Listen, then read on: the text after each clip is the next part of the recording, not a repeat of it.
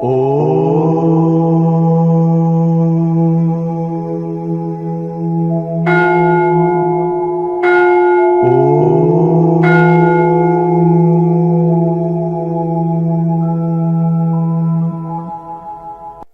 బ్రహ్మ జ్ఞాన భారత్, జై జ్ఞాన వివేక భారత్, జై అన్నపూర్ణాదేవి అమృతాస్తం.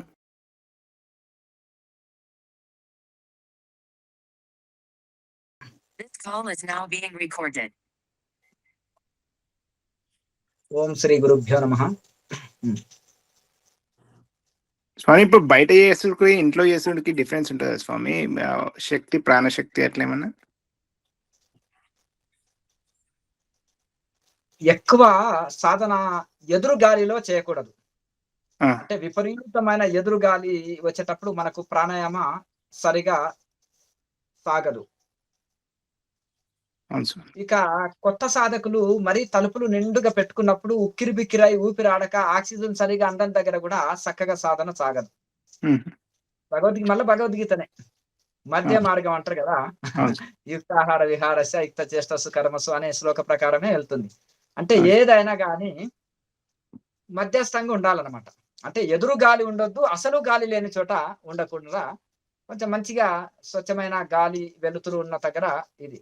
అంటే చీకటి గదిలో స్టార్టింగ్ లో సాధన బాగా సాగుతుంది మనకు. ఎందుకంటే వెలుతురులో మనము పడుకోలేము, నిద్ర కూడా సరిగా రాదు. లైట్ ఆఫ్ చేసి పడుకున్నా సుఖమైన నిద్ర వస్తుంది. ధ్యానం చేసిన మనకు వెంటనే మనసు అంతర్ముఖమవుతుంది చీకట్లో. కొంచెము మనకు కొత్త వాళ్ళు ఏం చేయాలంటే కొంచెం స్వచ్ఛమైన గాలి ఉన్న దగ్గర ధ్యానం చేసుకోవచ్చు అవకాశాన్ని బట్టి. ధ్యానం చేసినప్పుడు చెమట వచ్చినా మంచిదే ఆరోగ్యానికి. చాలా మనకు స్నానం చేసినప్పుడు శరీరం చాలా ఆరోగ్యవంతంగా తయారవుతుంది. అయితే ఇక్కడ పూర్వీకులు కేవలం ధ్యానం చేసుకునే వాళ్ళు ఒక చిన్న గదిని మంచిగా గోమయంతో అలికి అగరబత్తులు ధూపం వేసి చక్కగా గురువులవి, ఋషులవి లేదా దేవి దేవతల ఫోటోలు పెట్టుకోవడం, లేదా అక్కడికి వెళ్ళినప్పుడే ఒక దైవ భావన, ఒక పవిత్ర భావన రావాలి అనే భావంతో. ఇప్పుడు మనకు ఆ పరిస్థితి లేదు, గోమయంతో అలికే ఇది లేదు కాబట్టి మట్టి ఇండ్లు అట్లా ఆ విధంగా ఏర్పాటు చేసుకునేవారు. ఇప్పుడు మనకు ఉండే పూజా గదిని చక్కగా ధూపం వేసుకోవాలి, మన చక్కగా ఇది చేసుకొని అక్కడ ధ్యానం చేసుకుంటే ఆ యొక్క వైబ్రేషన్ వేరే ఉంటుంది. అయితే ఇక్కడ మనము రోజు ఒకే ప్లేసులో ఒకే సమయంలో ధ్యానం చేయాలి. ఆ స్థలం పవిత్రమవుతుంది. మనము బెడ్రూమ్లోకి వెళ్తే హాయిగా పడుకోవాలనిపిస్తుంది, హాల్లో కూర్చుంటే టీవీ చూడాలనిపిస్తుంది, డైనింగ్ హాల్లోకి వెళ్ళినప్పుడు భోజనం చేయాలనిపిస్తుంది. అవునా కదా? అలాగే ఇక్కడ కూడా మనము చక్కగా స్నానం చేసి చక్కగా మనము అక్కడ ఇదైపోయి అక్కడ మనము ముందుగానే, ఎందుకంటే ధూపం వేసి కూడా ఆడ ధ్యానంలో కూర్చోకూడదు. మనము మామూలు అప్పుడు ధూపం వేయాలి, ఎందుకంటే మనం ప్రాణాయామ చేస్తుంటాం కాబట్టి మళ్ళీ ఆ పొగని ధూపం అంతా వెళ్ళి మళ్ళీ అది ధూపం పీల్చుకున్నప్పుడు మంచిది ఆరోగ్యానికి, కానీ ప్రాణాయామకు కష్టంగా ఉంటుంది. కనుక ధూపము ఫ్రీ టైంలో వేయాలి. మొత్తం అది అందులో ఉండే బ్యాక్టీరియా ఇదంతా వెళ్ళిపోయి ధూపము, మైసాక్షి ఇవన్నీ కలుపుతారనమాట. అట్లా గుగ్గిలము, మైసాక్షి, అలాగే మన కొంతమంది దాన్ని ధూపాన్ని ఊదు కూడా అంటారు. అంటే ఈ ధూపం అన్ని రకాలుగా మిక్సింగ్ వస్తాయి, ఇవన్నీ కలిపి వస్తాయి అనమాట.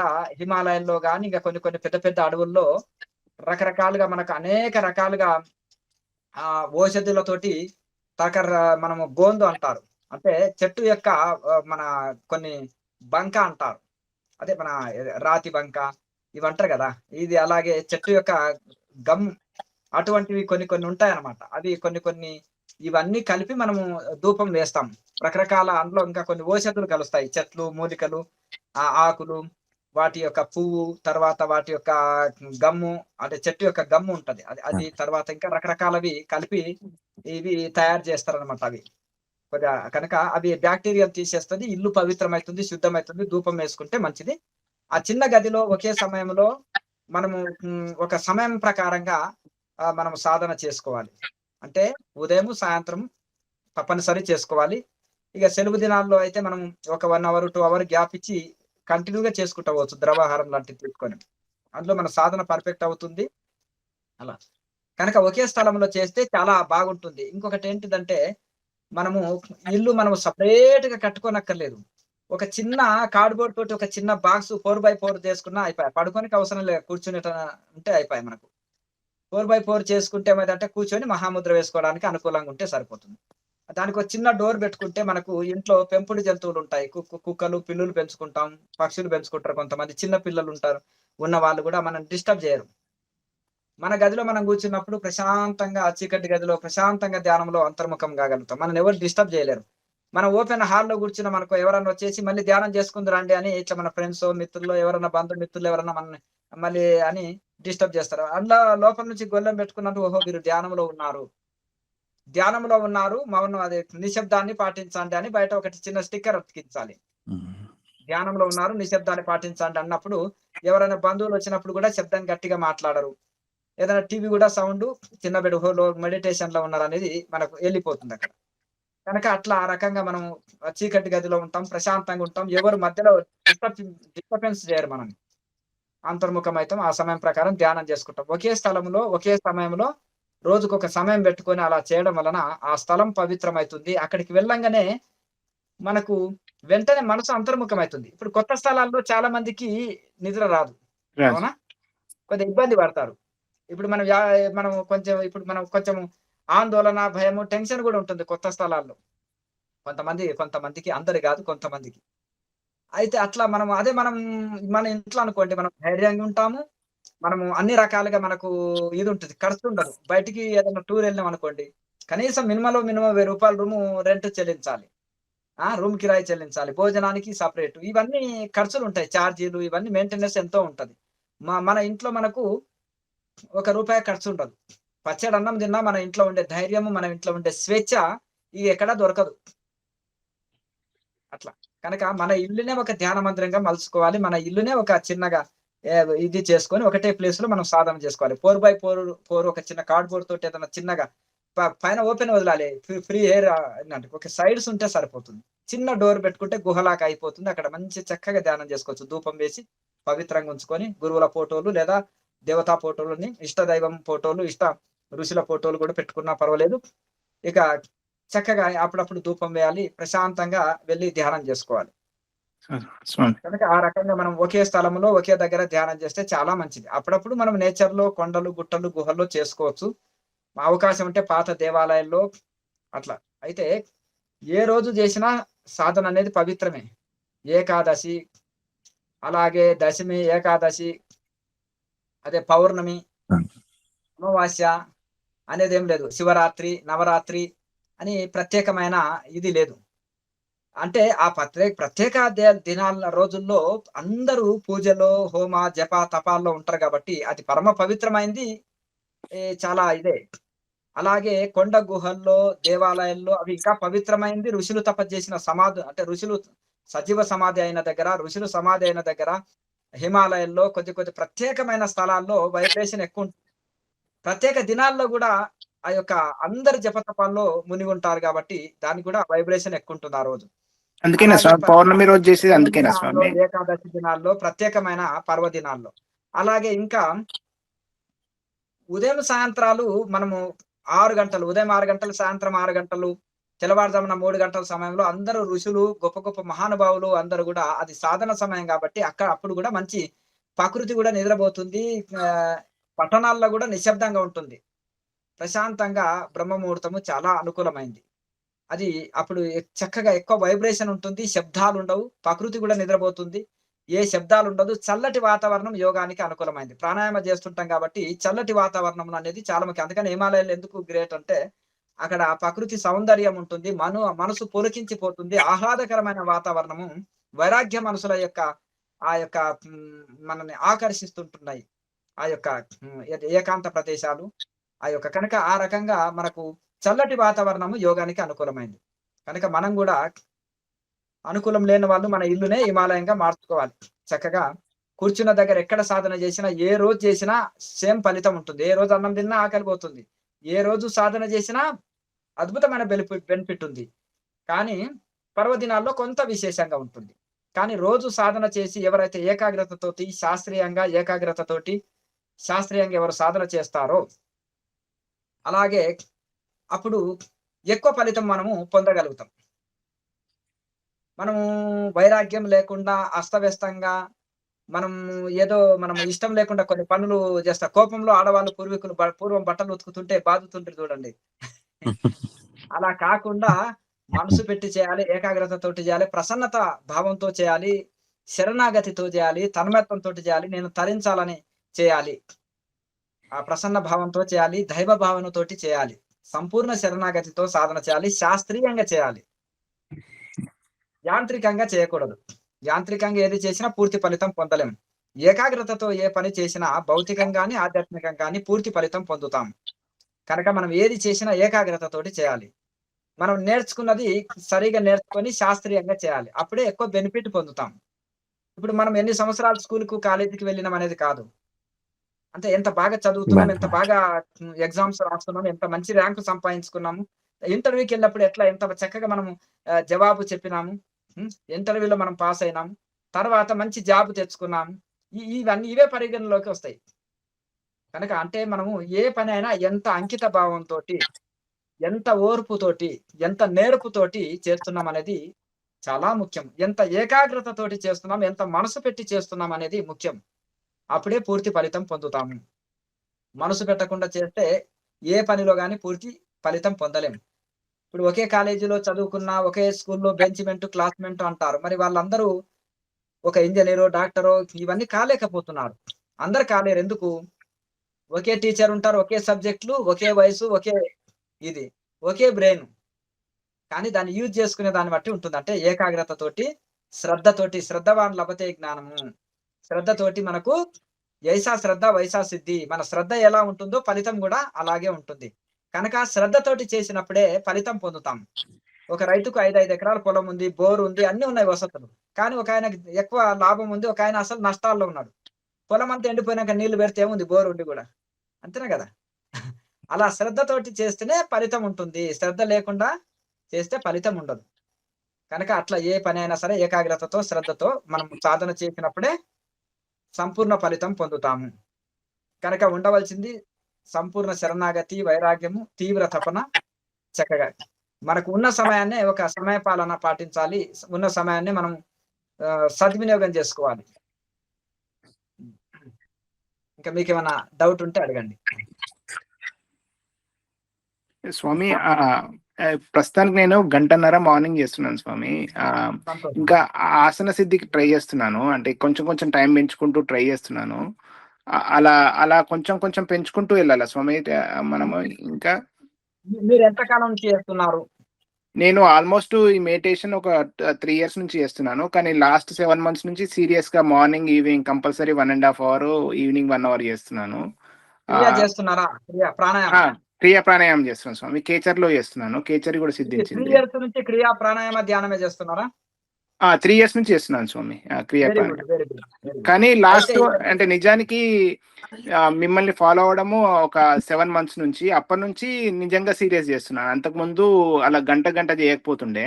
అంటే ఓకే. Miss okay. అవుతుండే. కానీ లాస్ట్ 7 మంత్స్ నుంచి ప్రతిరోజు చేస్తున్నాను. ఆహ్, నిజంగా మీకు ఆసన సిద్ధి అనే పదం మీ నోటి వచ్చింది కాబట్టి దానికి ఒక చిన్న చిట్కా చెప్తాను నేను. చెప్పండి.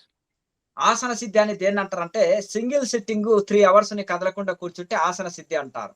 ఏది ఆసనం అంటే కూడా స్థిర సుఖం ఆసనం అని పతంజలి మహర్షి చెప్పారు. అంటే స్థిరంగా ఒకే ఆసనంలో కదలకుండా గంటల తరబడి కూర్చునే దాన్ని ఆసనం అంటారు. అంటే మనకు స్థిరంగా కానీ మనం ఏమనుకుంటామంటే స్థిర సుఖం అని కొంతమంది ఏం చేసిండ్రంటే పడుకొని నాకు అంటే పతంజలి మహర్షిని చూడని చెప్పిన మాటని కూడా వక్రీకరిస్తున్నారు చూడండి ఇక్కడ. చూసారా? ప్రతి దానికి ఇప్పుడు మార్కెట్‌లో ప్రతి వస్తువుకి గూడా ఉంటుంది గదా! డూప్లికేట్ వస్తువు జేసి పెడతారా? చేసేసి. అంటారా? మనం అనొద్దు గానీ చైనా మాలాయ అంటారు గదా! అంతేనా గదా! బ్రాండ్ గాదని అర్థం. అవును. అయితే అలాగే ఇక్కడ గూడా ఏం చేస్తున్నారంటే నాకు స్థిరంగా ఉంటుందని పడుకొని గూడా మెడిటేషన్ జేస్తున్నారు. అవునా గదా! అవును స్వామి. స్థిర సుఖం మళ్ళీ ఏమంటారంటే పతంజలి మహర్షి చెప్పారు గదా! స్థిర సుఖమాసనం అన్నారంటే. అంటే నువ్వెలా కూర్చుంటే నీకు సుఖంగా ఉంటుందో అలా కూర్చోవడమే ధ్యానం అంటారు. ఇప్పుడు కుర్చీలో కూర్చోవచ్చు, వాలిపోవచ్చు, వంగిపోవచ్చు. ఎట్లైనా అది స్థిర సుఖం ఆసనం అని పతంజలి మహర్షి అన్నారు గానీ, పతంజలి మహర్షి చూస్తే కళ్ళనీరు గారుస్తారు మహానుభావుడు. అరే! ఇట్లా వక్రీకరిస్తారా ఈ కలియుగంలో అని. అందుకనే సంస్కృత భాష లేకపోతే తెలుసుకోవాలి. లేకపోతే మంచి సరైన గురువుల దగ్గర మనం తెలుసుకోవాలి. కానీ ఆళ్ళను మహానుభావులు చెప్పింది కూడా వక్రీకరించడం పాపమది. స్థిర సుఖం ఆసనం. స్థిర సుఖం ఆసనం 3 పదాలొచ్చినాయి. అంటే అస్థిరంగా కూర్చోమంటలేడు. అవునా గదా! ఇప్పుడు మనము ఇట్లా కూర్చున్నామండి. ఇది అస్థిరం. ఇలా వాలిపోవడం అస్థిరం. ఇలా గోడకో లేకపోతే కుర్చీకో వాలిపోవడం అస్థిరం. ఇక్కడ పతంజలి మహర్షి చెప్పింది స్థిర సుఖం ఆసనం. స్థిరంగా కూర్చోవాలే, సుఖంగా కూర్చోవాలే, అదే ఆసనం అన్నాడు. 2 పదాలు స్థిరంగా సుఖంగా కూర్చొనగలిగేదే ఆసనం. కానీ అస్థిరంగా అని వాడలేదు ఇక్కడ. అస్థిర సుఖం ఆసనం అనలేదు. స్థిర సుఖం ఆసనం. స్థిరం అన్నాడు. స్థిరం అంటే అస్తవ్యస్తంగా కాదు, సవ్యంగా సరి అయిన దిశలో సమ్యక్గా కూర్చోవాలి. కనుక స్థిరంగా కూర్చోవాలన్నాడు. వంగి వాలిపోని కూర్చోమని చెప్పలే, పడుకొని మెడిటేషన్ చేయమని చెప్పలే వారు. కనుక శవాసనంలో రిలాక్స్ అది వేరే. ఆసనానికి ముందు కొంచెం రిలాక్స్ అవుతుంటాం, మామూలు అప్పుడు శవాసనము పడుకోవడానికి, ఇది రిలాక్స్ కావడానికి ఓకే. ఇంకేదైనా ఆసనానికి మధ్యలో రిలాక్స్ కావడానికి శవాసనం, అంతే. మెడిటేషన్ కాదు, దాన్ని రిలాక్స్గా. కనుక అట్లా స్థిర సుఖం ఆసనం అనగా సిద్ధాసనం, పద్మాసనం, సుఖాసనం అనేది ఈ యొక్క మెడిటేషన్ కి అనుకూలమైనది. ఈ వజ్రాసనం లాంటివి దేనికి అంటే, మనం భోంచేసిన తర్వాత జీర్ణ వ్యవస్థ బాగా పనిచేయట కోసము, కాళ్ళ నొప్పులు కీళ్ళ నొప్పులు పోవట కోసం, రిలాక్స్ కోసం, ఏదన్నా ఫ్రీ టైంలో ఎప్పుడు ఒకే ఆసనం ఎందుకని మనం ఫ్రీ టైంలో గోముఖాసనం లేదా ఈ వజ్రాసనం లాంటిలో కూర్చోవచ్చు. కనుక స్థిర సుఖం ఆసనం. కనుక స్థిరంగా సుఖంగా ఒకే ఆసనంలో కూర్చోనగలిగింది అదే ఆసనము. దాన్ని ఒక ఆసనాన్ని మనం అభ్యాసం చేసుకొని ఒకే ఆసనంలో 3 గంటలు కూర్చోనగలిగితే దాన్ని ఆసన సిద్ధి అంటారు. ఆసన సిద్ధి కలిగిన తర్వాత 3 గంటలు ఉత్తమము ఆసన సిద్ధి అంటారు. 6 గంటలు ఉత్తమము, 9 గంటలు ఉత్తమోత్తమము,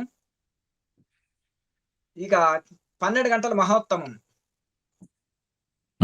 అనమాట. ఇక 12 గంటలు కూర్చున్న వాళ్ళకి కూర్చోగలుగుతున్నారంటే సమాధి స్థితి ఆటోమేటిక్ గా కలుగుతుంది. ఇప్పుడు 3 గంటలు ఇట్లా ప్రాణాయామం చేస్తూనే ఉండారా స్వామి? 3 గంటలు అంటే ఇప్పుడు మనము కొంత ప్రాణాయామం చేసినాక ధ్యాన స్థితిలోకి వెళ్ళినప్పుడు, ఇక ధ్యాన స్థితిలోకి వెళ్ళిన తర్వాత ఏమి ఉండదు. మనం ఇప్పుడు ధ్యానంలోకి వెళ్ళడానికి మనకు సహాయకారి. ఒకసారి కిక్కు కొట్టినాం అనుకో, బండి వెళ్ళింది, ఇంకా ప్రతిసారి కిక్కు కొట్టనక్కర్లేదు. అలాగే స్టార్ట్ కానికనే ఇక్కడ కూడా మనసు చెంచల అనగానికే, మనసు పొగరు అనగడానికి, మనసులో కోరికలు, ఆలోచనలు, థాట్స్ ఇవన్నీ ఆగడానికి ప్రాణాయామం సహకరిస్తుంది. మనసు ఏకాగ్రత చెందిన తర్వాత ఇంకా అక్కరలేదు. దీపము గాలిలో ఉన్నప్పుడు కదలకుండా దానిపైన ఒక గాజు సీసా పెడతాం. పూర్తి గాజు సీసా పెడితే దీపం ఆరిపోతుంది. ఆక్సిజన్ అవసరమే దీపానికి కూడా. ఆరిపోదా? పైన చిన్న ఓలు ఉంటుంది, దాంట్లో ఆక్సిజన్ అందుతుంది దీపానికి ఆక్సిజన్ అవసరం, అందుతుంది. అలాగే దీపము గాలి నుంచి రక్షింపబడుతుంది. ఆ ఓల్ ద్వారా ఆక్సిజన్ అందుతుంది, గాజు సీసా వలన గాలి వలన రక్షణ పొంది దీపం ఆరిపోదు. అలాగే మనలో కూడా ప్రపంచక ఆలోచనలు, ఈ కోరికలు, ఆలోచనలు, థాట్స్ ఇవన్నీ కూడా రాకుండా ఈ ప్రాణాయామం అనేది, ఈ మనసు అనే జ్యోతి కదిలేయకుండా ఈ ప్రాణాయామం అనే గాజు సీసా కదలకుండా చేస్తుంది. మనసు జ్యోతి అంటే మనసు జ్యోతి ఎప్పుడు కదులుతుంటుంది, గాలి వచ్చినప్పుడల్లా కదులుతుంది. గాలి అంటే ఏంటిది? థాట్స్, ఆలోచనలు, సంకల్పాలు, కోరికలు. ఆలోచనలు గాలి. జ్యోతి అనేది చిత్తం, మన మైండ్, మనసు. ఈ గాజు సీసా అనేది ప్రాణాయామం. అంటే ఈ గాజు సీసా జ్యోతి మీద పెట్టినప్పుడు చిత్తాన్ని నిలకడ ఉంచుతుంది. థాట్స్, ఆలోచనలు రావా. గాలి అనేది థాట్స్ రానివ్వదు గాజు సీసా. అట్లా కనుక ఆ రకంగా మనకు ఈ విధంగా మనకు ఉపయోగపడుతుంది. కనుక ప్రాణాయామం ఆ విధంగా సహాయకారం చేస్తుంది. అంటే యోగము మంచిది, భక్తి గొప్పది, ధ్యానం గొప్పది. ఏమిటి ఇది ఊరికే వీళ్ళు ఇంత చెప్తున్నారు యోగం అని అంటే, యోగం అంటే జీవాత్మని పరమాత్మలో ఐక్యం చేయడం. యోగం లేకుండా మనకి ఏమి లేదు. ఆ యోగం ఉండాలయా అంటారు, అవునా కదా? ఆ యోగం ఉండాలయా అంటారు కదా. ఆ యోగం లేదయా మాకు అంటారు కదా, ప్రతి దాంట్లో వాడుతుంటారు. ఎత్ర యోగేశ్వర కృష్ణ అంటారు కదా, ఎత్ర పాడుతూ తనుతారు, అక్కడ విజయము అన్ని ఉంటాయి, సకల సంపదలు ఉంటాయి, విజయం ఉంటది, అన్ని శుభం ఉంటుంది. ఇంకొకటి భక్తి యోగము, ధ్యాన యోగము, జ్ఞాన యోగము కలుస్తుంది చూడు. భక్తి ప్లస్ యోగం ఈజ్ ఈక్వల్ టు భక్తి యోగము. ఇది ఇంకా మిగతాయి కూడా అంతే. అన్నిటికీ ఆ యోగం ఎందుకు ఆడాను? యోగం ఉంటేనే పరిపూర్ణం. మళ్ళీ సరే పోనీ మేము ఇది అంటారు మరి పూజలు చేసేటప్పుడు ప్రాణాయామ వినియోగ సంకల్పంలో పెట్టేసి ముక్కు పట్టుకోండి 5 సార్లు గాయత్రి చెప్పేసి కదిలేస్తున్నారు. అంటే 5 ప్రాణాయామాలు చేయాలని అర్థం. 5 గాయత్రి మంత్రంలో ప్రాణాయామం చేసే వరకు మనసులో కొంచెం ఆలోచనలని కొంచెం ఏకాగ్రత చెందుతుంది మనసు. అప్పుడు మనము చేసే జపము, తపము, హోమము, యజ్ఞము, పూజ అది సంధ్యావందనము ఏదైనా అది పూర్తి ఫలితం ఇస్తుందని మన యొక్క మహర్షుల యొక్క ఆశయం. కర్మకాండంలో కూడా ప్రాణాయామాన్ని ఎందుకు జోడించారు సంకల్పంలో? ఆ ప్రాణాయామాలు చేసినప్పుడు మనసు ఏకాగ్రత చెందుతుంది. ఏకాగ్రతతో చేసినప్పుడు పూర్ణ ఫలితం పొందుతాము. ఆ హోమం చేయని, పూజ చేయని, సంధ్యావందనం చేయండి ఏది చేసినా. మరి కర్మకాండంలో కూడా యోగాన్ని ఎందుకు చేర్చారు మహర్షులు? చిన్న పిల్లలకు ఏ, బి, ఆ, ఈ, ఊ అని ఎందుకు మనం నేర్చుకుంటాం? మొదలు పలకబలపమే అవసరం కదా. 5 ప్రాణాయామాలతోటే పూజ స్టార్ట్ అవుతుంది. తర్వాత అలా చేయగా పూర్వీకులు నేర్పించేవాళ్ళు ఇంకా యోగాభ్యాసం. అట్లా మొదటి రోజు ఆ అని పెట్టిస్తారు. అంతే కదా పలక బలపంలో. తర్వాత ముందుకెళ్తుంటాం. అలాగే ఈ 5 ప్రాణాయామాలతో స్టార్ట్ అయ్యి అలాగే యోగాభ్యాసం కూడా సంధ్యావందనంలో ప్రాణాయామంలోనే గాయత్రి మంత్ర జపం చేస్తుంటారు. ముద్రలు ఉంటాయి 24 ముద్రలు. 24 అక్షరాలు గాయత్రి మంత్రానికి 24 అక్షరాలకు 24 ముద్రలు. 24 ముద్రలు ఉంటాయి. బంధనము, ముద్ర, క్రియ, ప్రాణాయామ ఉంటది కదా. ఇవన్నీ వీటితో కూడుకున్నది యోగాభ్యాసం అనేది. ఆసన, ప్రాణాయామ, బంధన, ముద్ర, క్రియాస్ 5 స్టెప్పుల్లో ఉంటుంది ఇది. అట్లా ముద్రలు కూడా 5 ఉంటాయి. కేచరి, పూచరి, షణ్ముఖి, శాంభవి, మధ్యమ. అట్లా ఇవన్నీ కూడా 5కు ఈ విశేషత ఉంది. అట్లా ఆ రకంగా మనకు ఈ యొక్క ఇది చాలా ముఖ్యం అన్నమాట. కనుక యోగాభ్యాసం అనేది దేంట్లైనా కొన్ని ప్రాణాయామాలు చేసి మనం ఎగ్జామ్ రాయండి. కొన్ని ప్రాణాయామాలు చేసి మనం చక్కగా చదవండి. కొన్ని ప్రాణాయామాలు చేసి పూజ చేయండి. తర్వాత మనకు మంచిదే. మనసు ఏకాగ్రత చెందుతుంది, ప్రశాంతంగా ఉంటుంది, నిలకడ చెందుతుంది. కానీ తర్వాత ధ్యానం చేస్తే అద్భుతం. ఊరికే ప్రాణాయామం చేస్తే కొద్దిగానే బెనిఫిట్ పొందుతాం. పరిశ్రమ చేసి ఫలితం పొందనట్టు. తర్వాత ధ్యానం చేస్తే ఫలితం పొందుతున్నాం అక్కడ. పూర్తి ఫలితం పొందాలంటే తప్పనిసరి చేయాలి. ఊరికే మనం ఖాళీగా ధ్యానం చేయొచ్చు కదా అనుకుంటే ఇవన్నీ సమయం వేస్ట్ కదా, టైం వేస్ట్ పనులు కదా అనుకుంటారు. కానీ అలా కూర్చున్నప్పుడు నిద్రమత్తులోకి జారిపోతాము. మనకు ఆటోమేటిక్ గా మత్తు ఆవరిస్తుంటుంది, వాడిపోతారు మనిషి. రకరకాల ఆలోచనలు కూడా వస్తుంది. ఇప్పుడు రకరకాల ఆలోచనలు కంట్రోల్ అవుతాయి, మనసు ఏకాగ్రత చెందుతుంది, సమ్యక్ మెడిటేషన్ కుదురుతుంది అనమాట. అందుకనే మనకు ఇవి ప్రాణాయామ చేసి ధ్యానం చేయాలి. అందుకనే ఇలా క్రియాయోగములో అందుకనే ఆసన, ప్రాణాయామ, బంధన, ముద్ర, క్రియాస్. క్రియ అంటే ప్రాణాయామ. ఇవన్నీ కూడా ఉంటాయన్నమాట. నెక్స్ట్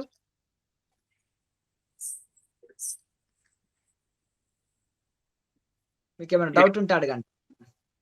ప్రస్తుతం నా స్వామి ఇప్పుడు 1.5 గంట ప్రాణాయామాలు చేసిన తర్వాత నేను చాలా తక్కువ టైం ధ్యానం చేస్తున్నా స్వామి. ఏంటంటే 1.5 hour చేసేసరికి కాళ్ళు నప్పేసేసి అప్పటికి ధ్యానం చేసే టైంకి ధ్యానం తగ్గించేస్తున్నా. ధ్యానం 5 నిమిషాలు చేసేసి బయటకు వచ్చేస్తున్నా అన్నట్టు. సో అది అలా చేయకూడదు. మనము ధ్యానంలో కూడా పూర్తి ఫలితం పొందుతాము. కనుక మీరు 1 hour ప్రాణాయామ చేయండి, ½ an hour మెడిటేషన్ చేయండి స్వామి. ఓకే, ½ an hour మెడిటేషన్ చేయండి. ఇలా కొనసాగండి. తెలుగు దినాల్లో కాస్త మనం ఇలాగే 1.5 hour చేశారనుకోండి, మళ్ళీ ఒక 2 hours గ్యాప్ ఇచ్చి మళ్ళీ 1.5 hour చేయొచ్చు.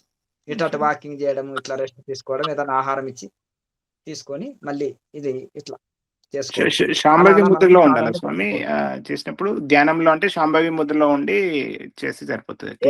శాంభవి ముద్ర కూడా మంచిదే. కాకపోతే శాంభవి ముద్ర అనేది ఏంటంటే కంటి జబ్బులు ఉన్న వాళ్ళకి, శరీరంలో ఎక్కువ హీట్ ఉన్న వాళ్ళకి కొంచెం ఇబ్బంది పెడుతుంది. కాకపోతే కళ్ళు మూసుకొని ధ్యానం అనేది నీకు కంటి జబ్బు ఉన్న సమస్య లేదు, హీట్ ఉన్న సమస్య లేదు, నీకు ఏది ఉన్నా ఇబ్బంది పెట్టదు. స్టార్టింగ్ లో కొంచెం 1 రోజు 2 రోజులు కళ్ళు లాగినట్టు కొంచెం లోడ్ పడుతుంది. తర్వాత నార్మల్ గా ఇబ్బంది ఏం కాదు. ప్రాక్టీస్ అయిన తర్వాత ఇబ్బంది కాదు. ఇక మీకు ఏది అనుకూలంగా ఉండి ఏది మీకు మంచిగా అనిపిస్తే అది చేసుకోవచ్చు, ఇబ్బంది లేదు అందులో. అంటే అది కొంతమందికి ఎవరైనా ఇప్పుడు మనం గోంగూర పచ్చడి, అయ్యో నాకు ఒళ్ళు నొప్పులు ఇది అది అన్నారు అనుకోండి, మరి గోంగూరలో మరి ఐరన్ కూడా ఉంది, అవునా కదా, మంచి కూడా ఉంది. కొంతమంది కాకపోతే వాతం ఉన్న వాళ్ళకి కొద్దిగా ఒళ్ళు నొప్పులు ఇస్తుంది, అవునా. అట్లా కనుక అది తిని జీర్ణం చేసుకున్న వాళ్ళకి నాకేం కాదనుకున్నా తీసుకోవచ్చు. అట్లా ఇది కూడా మనం చేసుకోవచ్చు. మనకి ఏ ముద్రలో శాంతి కలుగుతుందో, ఆనందం కలుగుతుందో, మన మనసు లయం అయితుందో, మనకు ఆనందాన్ని కలిగిస్తుందో అదే ముద్రని ఎక్కువ సార్లు చేసుకోవచ్చు. పదే పదే చేసుకోవచ్చు. ఆ ముద్రల్ని మనం చేసుకోవచ్చని గురువులు, శాస్త్రం చెప్తుంది. గురువులు చెప్తున్నారు, శాస్త్రం చెప్తుంది. అట్లా. కనుక దాన్ని ఎక్కువ సార్లు గూడా కొంతమంది అంటారు మహాముద్ర మేము ఎక్కువ సెట్‌లేసుకోవచ్చా స్వామి? 3 సెట్ల బదులు 5 ఏసుకోవచ్చా? అంటే చేయొచ్చు బ్రహ్మాండంగా. మధ్య మధ్యలో కాళ్ళ నొప్పిస్తుందంటే గూడా ఏసుకోవచ్చు మహాముద్ర. కుండలిని యాక్టివేట్ తొందరగా కావాలంటే గూడా కొంచెం ఎక్కువ పెంచుకోవచ్చు.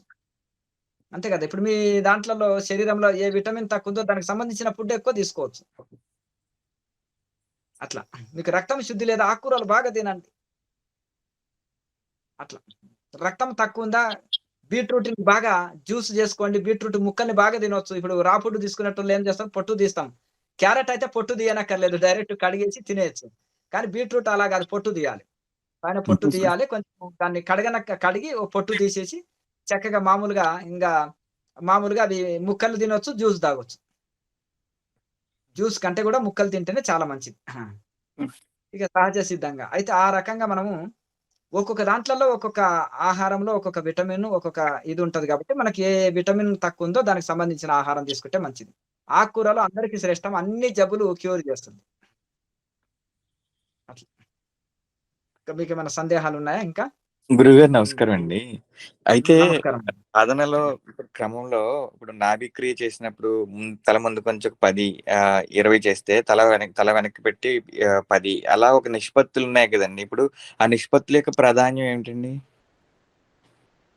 అంటే ఇప్పుడు మనకు సాధన ప్రారంభికులకు అర్థం కాదు గానీ, హ్మ్. సాధనలో ఒకానొక స్థితికెళ్ళినప్పుడు హ్మ్. మనకి అయితే కుండలిని శక్తి జాగృతి అయిన తర్వాత మూలాధారం నుంచి కంఠం వరకు రావడం అనేది కొంత ఈజీలో ఈజే.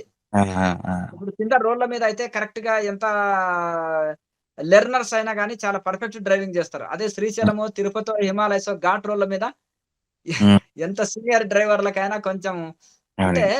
హ్మ్. నడుపుతారు గానీ ఏకాగ్రత పూర్తి పెట్టాలి. హ్మ్. పూర్తి ఏకాగ్రత పెట్టాలి. అవేర్‌నెస్ ఉండాలి. చాలా చక్కగా గేర్‌లు మారుస్తుండాలి. అన్నిటికి కాళ్ళకి, చేతులకు పని ఉంటది. అవునా అవునండి. గదా! క్లచ్చు, గేరు, బ్రేకు ఇవన్నిటి మీద అవేర్‌నెస్‌గా ఉండాలి. వచ్చిపోయే వెహికల్‌ని చూసుకోవాలి. చాలా అలర్ట్‌గా నడపాలి. చాలా స్పీడ్‌గుండాలి పైకెళ్ళేటప్పుడు. హ్మ్. అవునా? అవునండి. స్పీడ్‌లో ఉండాలి. స్లోగా అయితే ఎక్కదు. మరి అవును. స్పీడ్‌గుండాలి. మళ్ళీ కంట్రోల్‌లో ఉండాలి. అవునండి. అవును. డివైడర్స్ ఉంటాయి. ఇదుంటాయి. వచ్చిపోయి అట్లా అంటే అంత రిస్కీగా ఉంటది చూడండి.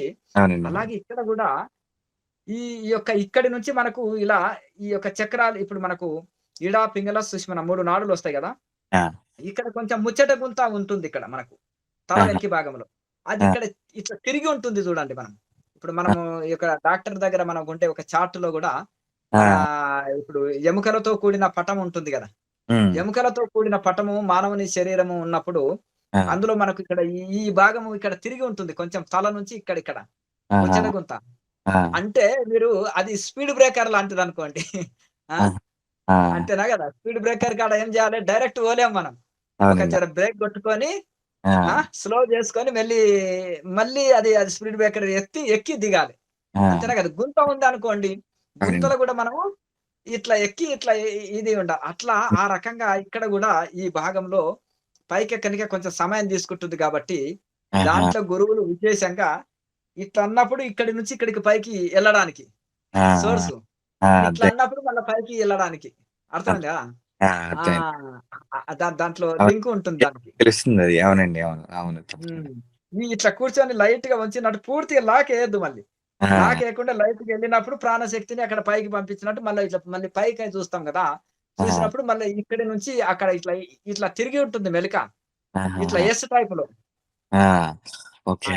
ఎస్ టైప్‌లో ఉంటుంది గాబట్టి మనం దాన్ని ఆ ఆ రకంగా ఆ 2 రకాలుగా మనం ఆ రకంగా చేస్తాం. ఆహా! అర్థమైంది గురు. స్పష్టంగా హ్మ్. చెప్పారు. అలా అలాగే లాహిరి మాసే అంటారు. టోకర్ మారు అంటారు. అర్థమైంది హ్మ్. గదా! అట్లా ఇండ్ల కొన్ని టెక్నిక్స్ గూడా ఆ! మనము ఇది నెక్స్ట్ లెవెల్‌లో మరి టోకర్ మారో అని గూడా అంటారు. దాన్ని గూడా ఎదురు దెబ్బ గొట్టడం అంటారు. ఆహా! హిందీలో దాన్ని టోకర్ మారో అంటే ఏంటిదంటే ఎదురు దెబ్బ గొట్టడం అంటారు. ఆ! ఆ! అట్లా. హ్మ్. ప్రాణాయామాలో గూడా ఈ టెక్నిక్‌లొస్తాయి నెక్స్ట్. అర్థమైందిగా? క్రియాయోగం అంటే ఏదో నేర్చేసుకున్నాం. ఏమి స్వామి ఎన్నిసార్లు అంటే ఇప్పుడు ఇక్కడ చూడండి, నువ్వు 1వ తరగతి పాస్ గాంది 10 ఏళ్ళు స్కూల్‌కి వెళ్ళినా 2వ తరగతి లేస్తారా చెప్పండి? ఎవరండి? అవును. జనాల్ని పెంచుకోవాలనే భ్రమ నాకు లేదు. కొత్త హ్మ్. కొత్త టెక్నిక్స్ నా దగ్గర ఉన్నాయంటే జనాలు నా దగ్గర ఎంబడి పడతారని నేను ఆ! పూటకొకటి ముద్ర ఇది ఇన్ని స్టెప్పులు ఇస్తున్నా, అన్ని స్టెప్పులు ఇస్తానని చెప్పను. హ్మ్. అర్థమైందా? ఇన్ని స్టెప్పులు, అన్ని స్టెప్పులు అని చెప్పి ఊరికే ఏదో మభ్యపెట్టవలసిన అవసరం నాకు లేదు. హ్మ్. అర్థమైందా? మొదటి నుంచి అన్నాను. మనం హ్మ్. చేసేది సర్వీసు. అందరూ అవునండి. బాగుపడాలని. అంతేనా నిజంగా. కదా! స్టాండర్డ్ అయిన తర్వాతనే మనము ఇది ఇప్పుడు ఒక అన్ టీచర్ తన కుమారుడినైనా పాస్ గాకుండా 2వ తరగతిలోకేస్తాడా? వేయకూడదు. 3వ తరగతిలోకి తీసుకెళ్తాడా? అవునండి. మనకు అవును. ఆసన సిద్ధే కలిగినప్పుడు రెండో క్రియ ఎట్లిస్తారు? అవునా అవునండి. కదా! అవునండి. Second step. అంటే హ్మ్. ఇవి దీనికి మళ్ళీ ఇంకొకటి యాడ్ అవుతూ పోతుంటాయి. తప్పకుండా గురుగారు. అట్లా ఆసన సిద్ధి అన్నా కలగాలి కనీసం. హ్మ్. తప్పకుండా అట్లా గురుగారు. కనుక ఆ రకంగా ఇది ఉంటదనమాట. అట్లా ఆ రకంగా మనకు ఇండ్ల స్టెప్పులు ఇస్తా. కాకపోతే ఏదైతే ఈ 6 ముద్రలున్నాయో, ఈ 6 ముద్రలతోటి నిశ్చింతగా మనం తరించగలము. హ్మ్. భ్రమలు పెట్టుకోవద్దు. హ్మ్. ఎవరైతే తీవ్ర శ్రద్ధతో తపనతో చేస్తారో, ఇవి తరించదగిన మెటీరియల్ క్రియా పరవస్థ కలిగించే మెటీరియల్ అంతా ఇందులోనే ఉంది. అవునండి. అవును. అవునండి. క్రియా పరవస్థ, క్రియ చేసేది ప్రాణక్రియ, శ్వాసక్రియ, హ్మ్. శ్వాసక్రియ, ఈ ప్రాణాయామ టెక్నికు, ఈ ప్రాణాయామతోటి నిష్క్రియ స్థితికి, అవునండి. కేవల కుంభకము, నిష్క్రియ స్థితి, క్రియా పరవస్థలోకి వెళ్తాం. తప్పకుండా గురు. సమాధి స్థితి కలిగించే మెటీరియల్ ఈ 6 ముద్రలోనే ఉంది. అవునండి. అవును. కరెక్ట్ చేసుకుంటే. తప్పకుండా అట్లా. గురు. ఇంక భ్రమ పడనక్కర్లేదు. హ్మ్. అవి మనకు కొంత సహాయకారి. హ్మ్. కాకపోతే దాన్ని ఎలిజిబుల్ అయిన తర్వాత దాన్ని తీసుకుంటే ఇంకా కొంత సహాయకారిగా ఉంటుంది. కానీ ఇవి చేసి కూడా మనము తరించవలసిన మెటీరియల్ ఇందులో మొత్తం ఉంది. కన్‌ఫ్యూజ్ గానక్కర్లేదుగా. అవును. కనుక ఆ రకంగా మంచి వైరాగ్యంతో, శరణాగతితో, తపనతో, తీవ్ర శ్రద్ధతో చేస్తూ ఉండాలి మనం. నిరుత్సాహపడొద్దు ఏ అవును. కోశాన. అవును. కనుక అందుకనే నేను ఎందుకు ఊరికే ఆహార నియమం ఈ స్వామి ఇంతగానం చెప్తారంటే ఆహారానికి, మనసు. ఆరోగ్యానికి లింక్ ఉంది. లింక్ ఉంది. ఆహారానికి మనో ఏకాగ్రతకి లింక్ ఉంది. అవును. ఆహారానికి మనశ్శుద్ధికి లింక్ ఉంది. శుద్ధమైన ఆహారంతోటి మనశ్శుద్ధి అయితుంది. తప్పకుండా గురుగారు. మనసు పవిత్రమైతుంది, శుద్ధమైతుంది. మనసు దైవంలో లీనమైతుంది. కనుక దానికి లింక్ ఉంటది. ప్రతి దానికి గూడా అందుకనే భగవద్గీతలో కృష్ణ పరమాత్మ 6 అధ్యాయంలో ఆత్మ సంయమ యోగం అంటే ధ్యాన యోగం. హ్మ్. అట్లా కనుక ఇక్కడ ఈ విధంగా మనకు అందులో మొత్తం చెప్పేశారు. ఏ ఆసనంలో కూర్చోవాలి, ఎట్లా కూర్చోవాలి, మనసు ఎక్కడ నిలపాలి, మనసు బయటికెళ్తుంటే ఎట్లా ఎట్లా లోపలికి అంతర్ముఖం చేసుకోవాలి, ఏ ఆహారం తీసుకోవాలి, ఎట్లా ఆలోచించాలి, ఎట్లా విచారణ చేయాలి, ఎట్లా ధ్యానం చేయాలి అనేది టెక్నిక్స్ చాలా చెప్పారు. హ్మ్. 4 అధ్యాయంలో కొన్ని ప్రాణాయామ టెక్నిక్‌లు చెప్పారు. 8 అధ్యాయంలో యోగి ఎట్లా దేహం వదులుతాడు, అవసాన దశలో జీవన్ముక్తుడు ఎట్లా దేహం వదులుతాడనే ఇది ప్రాణాయామ టెక్నిక్‌లు కొన్ని చెప్పారు. బంధనాలు చెప్పాడు కొన్నిటిని టెక్నిక్స్‌ని. అవును. తర్వాత 6 అధ్యాయంలో మాత్రము యోగి ఎటువంటి ఆహారం తీసుకోవాలి, ఎట్లా ధ్యానం చేయాలి, యోగా యోగారూఢుడు ఎట్లా ఉంటారు, హ్మ్. యోగారూఢ స్థితి ఎట్లా కలుగుతుంది, హ్మ్. యోగారూఢ స్థితి ఎట్లా కలుగుతుంది అంటే యోగ సాధకుడి ఈ లక్షణాలు కలిగి సాధన చేయగా యోగాలో పర్ఫెక్ట్ అయితాం. హ్మ్. యోగములో పర్ఫెక్ట్ అయిన తర్వాత యోగారూఢుడు అంటే రిటైర్మెంట్ ఉద్యోగి అన్నమాట. మొదలు స్టూడెంట్ గురించి చెప్తారు. తర్వాత ఉద్యోగి గురించి చెప్తారు. తర్వాత రిటైర్మెంట్ ఉద్యోగి ఏందంటే పెన్షన్ పొందుతుంటాడు. పూర్వం యాహ్! పడిన శ్రమ పెన్షన్ రూపంలో కూర్చున్న దగ్గరనే వస్తుంది. ఎందుకంటే పూర్వ శ్రమ ఫలితం. ఇక్కడ హ్మ్. గూడా యోగారూఢుడు అంటే యోగ సాధకుడి నుంచి యోగ సిద్ధుడిగా మారి తర్వాత యోగారూఢుడిగా మారుతున్నాడు. హ్మ్. కనుక అట్లా ఆ స్థితి వరకు చెప్పారు. కనుక మనం ఇవన్నీ గూడా అన్నీ మనం జీకేఎంసీ ఛానెల్‌లో అన్నీ నేను తప్ మనకు దాని సాధనకు సంబంధించినవి అన్నీ ఉంటాయి. అవి మన ఆహార నియమాలు ఇవన్నీ పాటిస్తూ మనం ముందుకెళ్ళాలి. ముందుకెళ్తేనే ఆసన సిద్ధి కలుగుతుంది. అన్నీ కలుగుతుంది. ఇప్పుడు మొదటి లాభమే మనకు చక్కటి ఆరోగ్యం, రెండో లాభం మనశ్శాంతి, మూడో లాభం ముక్తి. కనుక మనం ఎంతెంత మనం సాధన చేస్తే అంతంత ఎక్కువ బెనిఫిట్ పొందుతాం. సో, ఇప్పుడు మీరు మొదటి దశ అన్నారు కదా స్వామి. ఇది అంటే ఒక లెవెల్స్ ఉంటాయన్నారు కదా స్వామి. అంటే హ్మ్. మనం పరిణితి చెందుతున్నామని తెలుసుకోవడానికి ఆసన సిద్ధి ఇంకేమన్నా ఉంటదా స్వామి? ఆసన సిద్ధి గాకుండా ఏమన్నా రెండో అంటే దశకెళ్ళాలంటే? మనము ఎన్ని ఎన్ని మనం ఎన్ని గంటలు సాధన చేసినామని గాదు. ఎంత పర్ఫెక్ట్ చేస్తున్నాం అనేది పర్ఫెక్ట్. ముఖ్యం. అవును. అవును స్వామి. హ్మ్. అలాగే ఎన్ని అంటే మీరు అన్ని ఆన్సర్స్ చేసిన ఎగ్జామ్ పేపర్‌లంటే ఏది సగం సగం రాసి అన్ని తప్పులు తడకలు రాస్తే లాభమే ఉంది. స్వామి. అంతేనా కదా!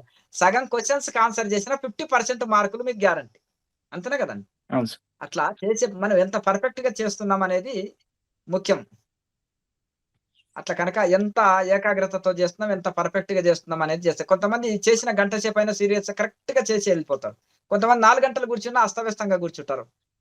దానికంటే ఈ 1 అవర్ చేసేటోళ్ళకే ఎక్కువ మార్కులొస్తాయి. అంటే మీరు పూర్తి మీరు ఎలా ఫలితం చెప్పగలుగుతారు సార్? ఇట్లా చూడండి. ఒక నిమిషం. ఆరోగ్యంగా ఉంటారు, ఆనందంగా ఉంటారు. చాలా మంది ఏమనుకుంటారంటే ఇగ ఏదో మెడిటేషన్ గదా! రిలాక్స్ అవుదామని కుర్చీ కానీ 5 గంటలు నిద్రపోతారుగా.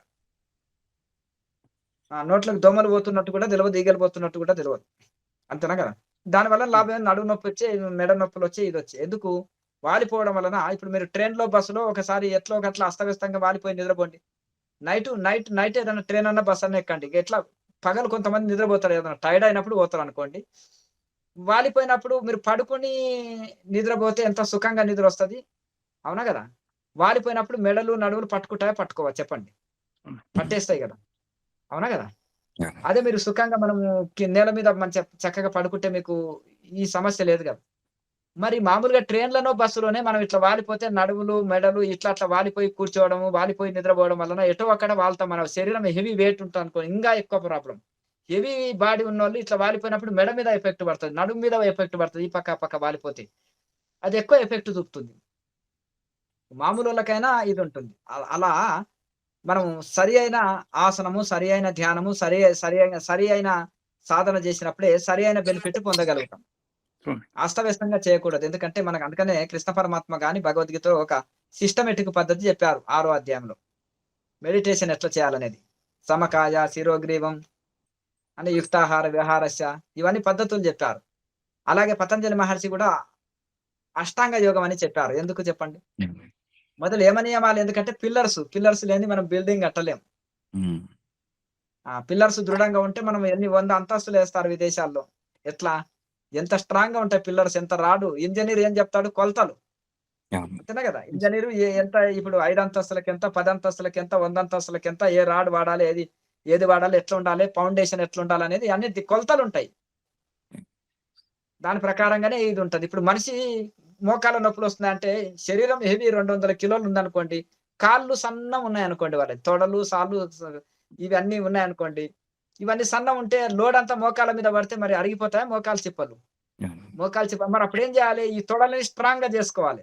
తొడలు ఎక్సర్‌సైజ్ జేయండి. ఇక్కడ గూడా బలం వచ్చేటట్టు జేయండి. బాడీ అంతా హెవీ ఉండి కాళ్ళు ఇవన్నీ సన్నగుండే వరకు లోడ్ పడతాయి. ఇప్పుడు సన్న పిల్లర్స్ మీద పెద్ద బిల్డింగ్ కడితే ఉంటదా జెప్పండి? ఆ! ఆ! అది తెలవదు. ఇప్పుడు ఒక వెహికల్ గూడా ఏ టైర్ ఉండాలి? ఎంత వెహికల్‌కి ఏ టైర్ ఉండాలి? ఏది బ్రాండ్ ఎంత ఉండాలని కొలతలు ఇది. అర్థమైందా? అలాగే మనం ఇక్కడ గూడా మనము దేనికైనా దాన్ని ప్రామాణికంగా ఉంటది గనక, మనం ఏదైనా ప్రతి దానికి ఒక సైంటిఫిక్ యోగం అనేది. పతంజలి మహర్షి అష్టాంగ యోగంలో యమ నియమాలు ఎవరైతే పాటిస్తారో, యమ నియమాలు ఆహార నియమాలొస్తుంది, క్రమశిక్షణ వస్తుంది, పవిత్రత వస్తుంది, స్వచ్ఛత వస్తుంది, అన్నీ వస్తాయి అందుల. ఆ యమ నియమాలు పాటించిన తర్వాత చక్కగా వాళ్ళు ఆసనాలు చేస్తే ఎక్కువ బెనిఫిట్ పొందుతారు. చాలా మంది ఈ యోగ సాధకుల్లో నేను 2014లో అన్ని జిల్లాలు తిరిగి క్లాసులిచ్చిన. యోగా క్లాసుల్లో గూడా ఇచ్చిన. కొంతమంది గ్రౌండ్‌లలో యోగా జేస్తుంటారు. ఆ యోగా క్లాసుల్లో వెళ్ళినప్పుడు, "స్వామి మేము 10 ఏళ్ల నుంచి యోగా జేస్తున్నాము. మాకు ఏమీ ఇది లేదంటే, మీ ఆహార నియమం మారలేదన్నాను." మీకెట్లా తెలుసు స్వామి" అంటే, "మరి మీరు బెనిఫిట్ పొందలేదంటే, యోగా కరెక్టే జేస్తున్నావు. ఆహారంలో గూడా చేంజ్ జేసుకోండి. పూర్తి ఫలితం వస్తదన్నాను." అట్లా చాలా మంది మీరు డైట్ చేంజ్ లేదు. డైట్ గూడా చేంజ్ ఉండాలి. యోగులకు యోగుల భోజనమే ఉండాలన్నాను. అట్లా. అది శాస్త్రం జెప్తుంది అది. కనుక శాస్త్రం జెప్తుంది, స్వయ అనుభవం గూడా. అంటే శాస్త్రాన్ని మనం గురువుల దగ్గర నేర్చుకున్నది, శాస్త్రంలో చదివింది, మళ్ళా మన స్వయం అనుభవంలోకి తెచ్చుకోవాలంటే దాన్ని ప్రాక్టికల్‌గా మనం ఆచరణలో పెట్టి సాధన జేస్తే ఫలితం పొందుతాం. లేకపోతే ఈ చెవులో ఇని, ఈ చెవులో గురువుల దగ్గర వదిలేసినామనుకో లాభం లేదు. గురువులు చెప్పింది ఈ చెవులో ఇని, చెవులో వదిలేనామనుకో లాభం లేదు. శాస్త్రం ఇట్లా చదివి అలా వదిలిపెట్టినామనుకో లాభం లేదు. అవి మనము ఆచరణలోకి తీసుకొచ్చినప్పుడు ఫలితం వస్తుంది. పొందుతాం. మనం గూడా ఈ యొక్క ప్రయోగశాల శరీరాన్ని చేసినప్పుడే మనం అందరికీ అనుభవపూర్వకంగా బోధించగలం. అంతే కదా! ఇక ఇప్పుడు ఆ పరిస్థితి లేదనుకో గాని మేము చిన్న వయసులోనే హిమాలయాల్లో ఉన్నప్పుడు రకరకాల ప్రయోగాలు చేసి ఉన్నాం గదా! అర్థమైంది గదా! ఒక మంచి రిటైర్డ్ డాక్టర్ ఉన్నాడనుకో మంచి అనుభవం ఉంటది గదా ఆయనకు. అంతేనా గదా! రిటైర్డ్ ఇంజినీర్ ఉంటాడు. రిటైర్డ్ జడ్జి ఉంటాడు. వాళ్ళ ప్రొఫెషన్ లో వాళ్ళు మంచి అనుభవం చెప్పగలుగుతారు. Retired auditor, retired collector, retired MRO వాళ్ళకు ఉంటాయి కదా అనుభవం. ఆ డిపార్ట్మెంట్ లో వాళ్ళకు ఉన్నట్టు అలాగే ఒక రిటైర్డ్ యోగి కూడా ఉన్నాడనుకో, అక్కడ కూర్చున్నాడనుకో, మంచిగా అనుభవంగా చక్కగా చెప్తారు. ఆ అట్లా అట్లా. ఆ నాయనా, నువ్వు అంతా ఇది చేస్తా, ఆడ బిల్డింగ్ ఎక్కి దూకుతున్నావు, నేను చిన్నప్పుడే అవన్నీ చేసినావు అంటారు కదా తాతలు. అవును మా వయసులో స్వామి. ఉన్నప్పుడు 200 కిలోలు ఇట్లా పెట్టి పైకి వేసినాము, 25 కిలోల బస్తా మీరు మోయలేకపోతున్నారు, అంతేనా కదా. అంటే వాళ్ళ వయసులో గుర్తు చేసుకొని చెప్పుకుంటుంటారు కదా. అట్లాగే ఇక్కడ కూడా రకరకాల ఇది చేసినప్పుడు ఏది ఏమి ఇస్తుంది, ఏం ఫలితం ఇస్తుంది, ఏంటిదని దాని లోతుపాతులు చేయడానికి అవకాశం ఉన్నది మాకు జీవితంలో. జీవితం దానికి అంకితం చేసి పూర్తి ఉన్నప్పుడు దీని అంతేదో చూద్దాం, లోతేదో చూద్దాం అని ఉంటది. హిమాలయాల్లో ఏముంది, యోగులు ఏం చేస్తున్నారు, వాళ్ళు ఏం తింటున్నారు, ఏం ఆలోచన ఏం సాధనలు కనుక్కుందాం. ఆ రహస్యాలనేది ఒక డిటెక్టర్ గా పోయి పరిశోధనలు చేసి చూసి చూసి చూసి పుస్తకాలు రాసి వాటిని అంత పరిశోధనలు చేసి తిరిగి తిరిగి తిరిగి తిరిగి తిరిగి కాళ్ళు నొప్పులు అట్టే ఒళ్ళు నొప్పులు పడే తిండి లేదు అనేది లేదు, ఆలోచన లేదు. ఆడ ఏమి లేకుండా నడుచుకుంటా పాదాచారి అయి తిరిగి తిరిగి తిరిగి ఏమి ఆకులలం కూడా తినుకుంటా తిరిగి చాలా ఉట్టి నీళ్లు కూడా తాగుకుంటా తిరిగి ఎన్ని రోజులు భోజనం లేకుండా కూడా ఒట్టిగా తిరుగుతూ తిరుగుతూ తిరుగుతూ తిరుగుతూ యువ దశలో ఉన్నప్పుడు అట్లే ఉంటది. కుర్రాడిలాగా ఉన్నప్పుడు మొత్తం ఏది లెక్క పెట్టదు శరీరం, అవునా.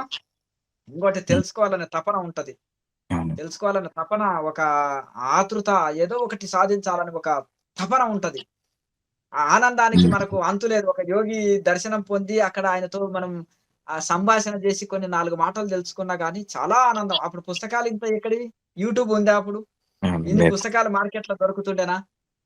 ఇంత రహస్యంగా దీన్ని ఓపెన్‌గా చర్చించుకుంటుండ్రా? చెప్పండి. లేదు. కుండలిని ఏంటిది? అది ఎట్లా మేలుకొంటది? ఏం ప్రాణాయామం ఎట్లా చేయాలి? ఇవన్నీ చెప్పేదాంట్లో అవి సీక్రెట్. గుహ్యతరం. భగవద్గీతలో చెప్తాడు, ఇది బ్రహ్మ విద్య అనేది గుహ్యతరం. అందుకనే బ్రహ్మ విద్య, యోగ విద్య మన విద్యార్థులకు ఒక పాఠ్యాంశంగా ఉంటే, బాలురుగా ఉన్నప్పుడే చిన్నప్పటి సందే వాళ్ళకి బ్రహ్మ విద్య, యోగ విద్య వస్తే సూసైడ్స్ చేసుకోరు. ఏకాగ్రత పెరుగుతుంది. వాళ్ళకు మంచి స్ట్రెస్‌లు తట్టుకుంటారు. ఉద్యోగ ఒత్తిడి, చదువు ఒత్తిడి, జీవితంలో వచ్చే సవాళ్ళని ఎదుర్కొనగలుగుతారు. కనుక యోగ విద్య, బ్రహ్మ విద్య మన విద్యార్థులకు ఉండాలనే మా పోరాటం కొనసాగిస్తున్నాం. మీరందరూ గూడా మీరు బ్రహ్మజ్ఞాన భారత్ సర్టిఫికేట్ మన వెబ్‌సైట్‌లో ఉంటుంది. మీ ఫోటో అక్కడ పెట్టుకొని ఉంది చక్కగా స్వామి. తీసుకున్నాం. సంతకాలు చేసి చక్కగా మీరు అది ఉంది గదా. మీరు అందులో ఇది గాండి మెంబర్‌షిప్, ఫ్రీ మెంబర్‌షిప్ మనది. కనుక ఫ్రీ మెంబర్‌షిప్‌లో పాల్గొనండి. ఎందుకంటే మన భావితరాలకు విద్యార్థులకు గూడా ఈ యొక్క ఈ బ్రహ్మ విద్య, యోగ విద్య ఒక సిలబస్‌గా రావాలనేది మా యొక్క ఆశయం. ఆశయం నెరవేరిన దాకా తప్పకుండా మేము, ఎందుకంటే భావితరాల్లో ఏ విద్యార్థి స్ట్రెస్ తోటి సూసైడ్ చేసుకోకూడదు. మార్కులు తక్కువొచ్చినాయని మార్కులు తక్కువొచ్చినాయనో, స్ట్రెస్ తోటో, లేకపోతే మానసిక ఒత్తిడితోటో, డిప్రెషన్ తోటో ఏ విద్యార్థి మన మన విద్యార్థులు ఎవరు చనిపోవడానికి వీలు లేదు. ఎందుకంటే మనకు యోగ విద్య, బ్రహ్మ విద్య మన సిలబస్‌గా ఉంటే ఈ దుస్థితి మనకొస్తుండేనా? గుండెపోటుతోటి, రకరకాలుగా జబ్బులతోటి, మానసిక సమస్యలతోటి మన విద్యార్థులు చనిపోవలసిన చిన్న వయసులోనే చనిపోయే పరిస్థితి, దుస్థితి రాకూడదు. ఎందుకంటే మన ఋషులు ఎంతో వాళ్ళని శ్రమని, వాళ్ళ రక్తము, మాంసము, స్వేదము చిందించి ఎంతో కష్టం పడి మనకు ఈ యొక్క బ్రహ్మ విద్యని, యోగ విద్యని అందించారు. ఇది మనం సద్వినియోగం జేసుకోవాలి. మన పిల్లలు సైన్సు, మ్యాథమెటిక్స్, ఇంకా కంప్యూటరు, రకరకాల విద్యలు నేర్పించేసి వాళ్ళని గొప్ప వాళ్ళనిగా చేయాలని చూస్తున్నాం. లక్షల్లో సాలరీలు పొందాలని చూస్తున్నాం తప్ప, ఈ లోపల వాళ్ళ ఆరోగ్యాలు చెడిపోయి వాళ్ళు ఎందుకు ఇది గాకుండా, లేకపోతే మధ్యలోనే చదివే దేశాన్నే సూసైడ్స్ చేసుకునే దీనస్థితి, జబ్బుల పాటు వాటి గుండె జబ్బులు ఇవవి వచ్చేసి వాళ్ళు ఆ! వాళ్ళు చనిపోతుంటే ఎంత బాధాకరం. అదే విదేశీయులు చూడండి దీన్ని యోగాలో 4 ముక్కలు ఇక్కడక్కడ తీసుకొని ఆ! దాన్ని రకరకాలుగా మంచి బిజినెస్ జేసుకుంటున్నారు వాళ్ళు. మనమేమో మన పిల్లలనేమో ఈ యొక్క చదవండి, చదవండి, చదవండి అని రకరకాల కోర్సులు చేయించి ఇవన్నీ ఈ స్ట్రెస్‌లకి తట్టుకోలేక ఇదైపోతున్నారు. అదే మన బిడ్డలకి చిన్నప్పటి సందే ఒక సిలబస్ ఉన్నదనుకో, యోగ విద్య, బ్రహ్మ విద్య, ఈ దుస్థితి వస్తదా? ఏకాగ్రత ఉంటుంది. స్ట్రెస్ తట్టుకోనగలుగుతారు. ఆ! వాళ్ళ లక్ష్యాన్ని, వాళ్ళ గోల్‌ని చేరుకోనగలుగుతారు. కనుక ఆ రకంగా మనము తప్పకుండా జీవితంలో ఒక భాగం ఉండాలి. యోగము, ధ్యానం అనేది. బ్రహ్మ విద్య అంటే ఏంటిదంటే ఆత్మానాత్మ విచారణ, భగవద్గీత లాంటి శాస్త్రం, వేదాంతం విచారణ. పరమాత్మల గురించి వివరించేది. నీవెవరో నీకు తెలియజేసేది. నీవెవరో నీవు తెలుసుకోవడానికి అవకాశం కలిగిస్తుంది. నీవెవరో నీకు గుర్తు చేస్తుంది. నీ ఆత్మని ఎట్లా తెలుసుకోవాలనేది బోధిస్తుంది. నీ ఆత్మానుభూతిని ఎట్లా పొందాలి అనేది బోధిస్తుంది బ్రహ్మ విద్య. యోగ విద్య నా మనసును అంతర్ముఖం చేసి పరమాత్మలో లీనం చేసి దైవ సాక్షాత్కారాన్ని, ఆత్మ సాక్షాత్కారాన్ని కలిగిస్తుంది యోగ విద్య. ఈ 2 కావాలి. బ్రహ్మ విద్య, యోగ విద్య అనేది ఒక సబ్జెక్ట్ ఉంటే మనము ఇంకా ఏదొచ్చినా తట్టుకొని ఉండగలుగుతాం. ఆరోగ్యంగా ఉంటాం, శాంతిగా ఉంటాం. జీవితంలో ఏదొచ్చినా మనము అవన్నీ కూడా అన్ని ఒత్తిడులని తట్టుకొని మనం అనుకున్న లక్ష్యాలను నెరవేర్చుకొని పరిపూర్ణ మానవులుగా మనము జీవించగలుగుతాం.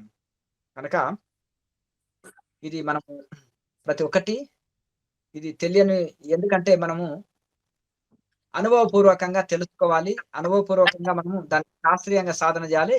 పూర్తి ఫలితం పొందాలి. ఇంకేమైనా సందేహాలు ఉన్నాయా మీకు? ప్రతి ఆదివారం క్లాసులు పెట్టుకుంటున్నాం కాబట్టి ఇంకా సాగుతూనే ఉంటుంది. ఒక్కోసారిగా మనము అష్టాంగ యోగం అంటే ఏంటిది? అష్టాంగ యోగము యమ, నియమ, ఆసన, ప్రాణాయామ, ప్రత్యాహార, ధారణ, ధ్యాన, సమాధి 8 ఉన్నాయి. ఈ 8 అంటే ఏంటిది? నెక్స్ట్ ఎపిసోడ్ లో తెలుసుకుందాం. అసలు యమ నియమాలు అంటే 5, 5, 10. అహింస, సత్య, బ్రహ్మచర్య, అపరిగ్రహ, యమ, శౌచ, సంతోష, తప, స్వాధ్యాయ, ఈశ్వర ప్రణిధానాన్ని నియమ. ఇవన్నీ గతంలో వీడియోలో నేను ఎన్నో సార్లు చెప్పినాను. ప్రత్యేక వీడియో కూడా చేసిన. మళ్ళీ దీని గురించి చర్చించుకుందాం. కొత్త వాళ్ళు కూడా జాయిన్ అవుతుంటారు.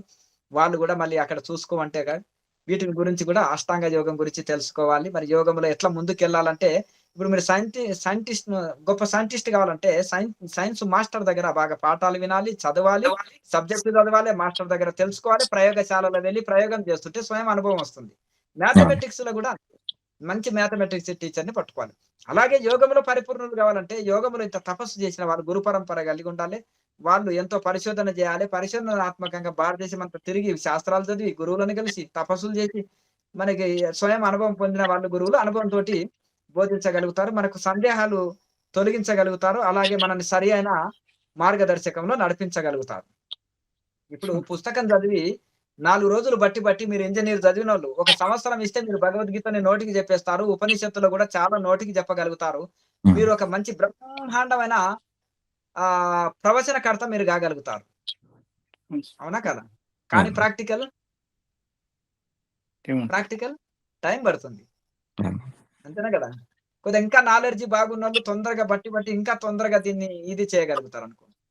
అంతేనా కదా? టేప్ రికార్డ్ మోగినట్టు బ్రహ్మాండంగా మీరు ఇంత చదువు చదివినోళ్ళు, మీరు ఇన్ని సబ్జెక్టులు చదివి ఇంత ఇది చేసేటోళ్ళు, మీరు ఒక పుస్తకాన్ని పట్టడానికి మీకు ఎంత టైం పడుతుంది? అంతేనా కదా? వాహా ప్రవచనాలు బ్రహ్మాండంగా ఇస్తున్నారు. వీళ్ళది బాగుంది, వాళ్ళ బాగుంది, ఉపన్యాసాలు ఇది ఈ ఛానల్లో బాగుంది, ఆ ఛానల్లో బాగుందా, ఇదానే భ్రమలో కొట్టుకొని పోతున్నారు. కానీ ప్రాక్టికల్ లేకపోతే 0. అదే మీకు ప్రాక్టికల్ ఉంటే ఇన్ని శాస్త్రాలతోటి అవసరం లేదు. షడంగాది వేదో ముఖ్య శాస్త్ర విద్యే అని అంటాడంట. షడంగాలంటే 4 వేదాలు మీకు శాస్త్రాలు వచ్చేసిన అది కవిత్వాది గద్యం సుపద్యం కరోతి. కవిత్వము, గద్యము, పద్యం ఇవన్నీ వచ్చేసినా కానీ అర్థమైంది కదా? మీ దైవంలో మీ మనసు లీనం కాకపోతే ఇవన్నీ తతక్కిం అంటారు శంకరాచార్యుల వారు. ఎందుకంటే దైవంలో లీనం చేయాలంటే సాధన. సాధన లేకుండా ఉట్టి థియరీ ఉంటే లాభం లేదు. థియరీ ప్రాక్టికల్ ఉండాలి. వివేకానందుడు అంటారు, నాటు గుండు ఉంటది, కోటగోడ వెళ్తారంటే ఒక గుండు వేస్తారు, నిప్పు అంటిస్తారు. అంతేనా కదా? 2 ఉండాలి. ఇప్పుడు ఒక గుండు వేసేసి మనము అలాగే ఒక నాటు తుపాకీలో 2 ఉండాలి. ఒకటి గుండు ఉండాలి, మందు ఉండాలి. అవునా కదా? గుండు వేయకపోతే మందు ఒకటి ఉంటే డాము అంటది కానీ కోటగోడ వేయదు. అంతేనా? ఉట్టి శాస్త్రం చదివితే డాము అని తుపాకీ వెళ్ళినట్టు, తపాసు వెళ్ళినట్టు. అంతేనా కదా? డాము అంటది అది. అలాగే ఉట్టి గుండు ఉందనుకోండి, మందు లేదనుకో, అది పరిగెత్తిపోయి కోటగోడని పేల్చలేదు. మందు, గుండు ప్లస్ నిప్పు అంటించినప్పుడు అది వెళ్ళి కోటగోడని పేల్చేస్తుంది. ఫిరంగి అండి నేను చెప్పేది, ఫిరంగి గురించి. ఫిరంగి గురించి అదే వివేకానందుడు చెప్పింది అదే. అలాగే ఇక్కడ కూడా కేవలం అద్భుతంగా పద్యాలు, పాటలు, సంకీర్తనలు అద్భుతమైన కచేరీ చేసి ఒక ప్రవచనలాగా అష్టావధానం అన్నా చేయండి, మీరు శతావధానం అన్నా చేయండి. అర్థమైంది కదా? చక్కగా బోధించగలుగుతాం శాస్త్రాలని. ఇది ఋషులు చెప్పింది, శాస్త్రాలు చెప్పిందని. కానీ సాధన లేకపోతే మనము 0. అదే సాధన ఉందనుకోండి, మీ ఏ శాస్త్రం రాదు. కానీ స్వయం అనుభవం ఉంటది, దాంతో నో ప్రాబ్లం. మూగవాడు బెల్లం తిన్నట్టు అనుకో. అవునా కదా? వ్యక్తం చేయలేకున్నా అద్భుత స్వయం అనుభవం పొంది ఉంటాడు. అలాగే ఇంకొకటి కంచు మోగినట్టు కనకంబు మోగున అంటారు. బంగారు మోగదు. మోగుతుందంటే అది కంచు. బ్రహ్మాండంగా మోగుతుందంటే కంచు. కనుక బాగా వాక్కు పటుత్వము బాగా ప్రబోధనా శక్తి కలిగినోళ్ళకి సాధన అనుభవం ఉండదు. సాధన అనుభవం ఉన్నోళ్ళకి వాళ్ళ జీవితం అంతా సాధనలోనే గడిచిపోతుంది. పుస్తకాలను బట్టి చెప్పాలనే ఇది వాళ్ళకుండదు. గొప్ప అవధూతల్ని నేను కలిసిన వాళ్ళేం లేదు మౌనంగానే ఉంటారు. కబీర్దాస్‌కి చదువు రాదు. రత్నాకరుడికి రాదు. అదే తరిగొండ ఈయన ఏది మన ప్రహ్లాద్ జాని గారికి రాదు. మాణికేశ్వరి మాతకి రాదు. సత్యనారాయణ బాబాకు గూడా ఏమి ఇంగ అంతే. ఇట్లా మహానుభావులు ఎందరో మరి ఋషులున్నారు. వేదవ్యాసుడు గూడా స్కూలుకేం పోలే. తపస్సే 5 ఏండ్ల వయసులో తపస్సులో కూర్చున్నాడంతే. ఏం గురుకులలో చదవలే. ఆ! కృష్ణ పరమాత్మనే 16వ ఏట ఎళ్తాడు గురుకులానికి. ఆ! చిన్నప్పుడు గోవులు కాస్తూ. అంటే తర్వాత అయినా చదువుకున్నాడు గానీ, మిగతా వాళ్ళ పరిస్థితి అసలు చదువు రాదు వీళ్ళకి. కనుక ఆ రకంగా చదువు అందుకని ప్రహ్లాదుడు అంటారు. చదువుల మర్మమెల్ల చదివితి తండ్రి అంటాడు. అంటే నేను ప్రాక్టికల్ ఎక్స్‌పీరియన్స్ చేసినాను అంటారు. అట్లా అదిగా మనకు కావాల్సింది. అంటే నారదుల వారు తల్లికి ఉపదేశం చేస్తుంటే గర్భంలో విన్నాడు. అదే సాధన చేశారు. చదువుల మర్మం ఎలా ఆయనకు వచ్చేసింది తెలుసుకున్నాక ఏందంటే ఇవన్నీ ముక్తి విద్యలు గావు. నాకు ముక్తి విద్య వచ్చేసింది. ఇక వీటితో పని లేదు అంటారు. కనుక ఆ రకంగా మనము సాధన అనేది చాలా ముఖ్యం. కాకపోతే మరి శాస్త్రం దేనికంటే అగ్నికి గాలి తోడైతే అగ్ని బాగా మండుతుంది ప్రజ్వలించి. మన సాధనకు కొంత శాస్త్రము, కొంత విచారణ, కొంత సత్సంగం తోడైందనుకోండి అద్భుతంగా ముందుకెళ్తుంది. లేకపోతే సందేహం వస్తదనుకోండి. ఇప్పుడు పోయిన వాళ్ళనన్నా అడగాలి. ఇప్పుడు మీరు శ్రీశైలమో, తిరుపతో, కాశీ వెళ్తున్నారు. డౌటొస్తే అప్పుడు పూర్వము గూగుల్ మ్యాప్ లేనప్పుడు నోట్ బుక్ రాసుకుంటుండ్రి.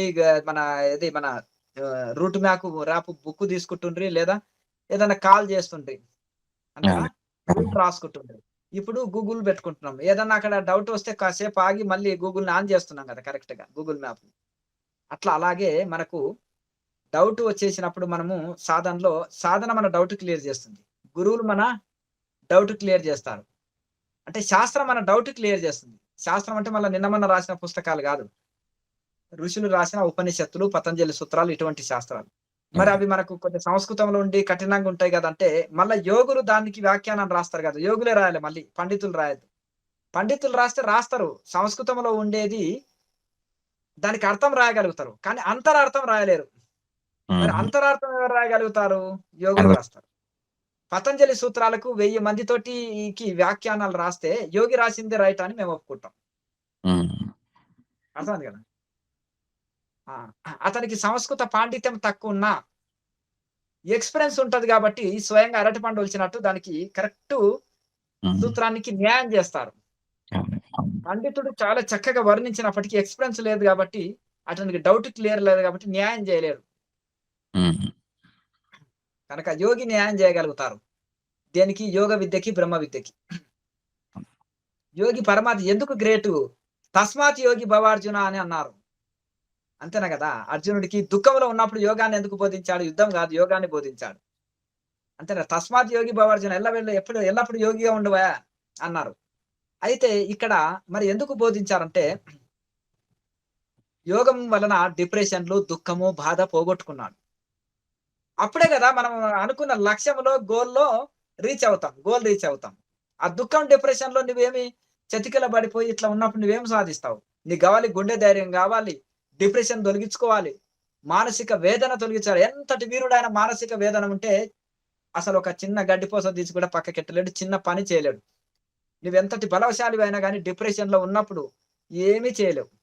పెద్ద బాడీ బిల్డర్ ప్రపంచ చాంపియన్ కూడా ఒకాయన డిప్రెషన్‌తో చనిపోయిండంటారు. ఎందుకు? ఆ స్ట్రెస్ తట్టుకునే శక్తి యోగం ఇస్తుంది. అందుకనే తస్మాత్ యోగి భవార్జున నువ్వు ఎల్లవెల్లలా యోగిగా ఉండన్నాడు. కనుక ఆ యోగంలో మనకు అన్ని తట్టుకునే శక్తినిస్తుంది. కనుక మనకు అందరము మనం యోగం శరణం గచ్చామి. కనుక ఈ యోగం ద్వారానే మనకు ప్రాక్టికల్ అనేది చాలా ముఖ్యం. ప్రాక్టికల్ లేకపోతే లాభం లేదు. కనుక ఈ శాస్త్రం అనేది మన సందేహాలు తొలగిస్తుంది. గురువులు అనేది మనకు తొలగిస్తారు. కాకపోతే శాస్త్రములో ఉన్నది మళ్ళీ గురువులు స్వయంగా అనుభవం పొందింది. ఇటు శాస్త్రాన్ని, అనుభవాన్ని జోడించి చెప్తారు.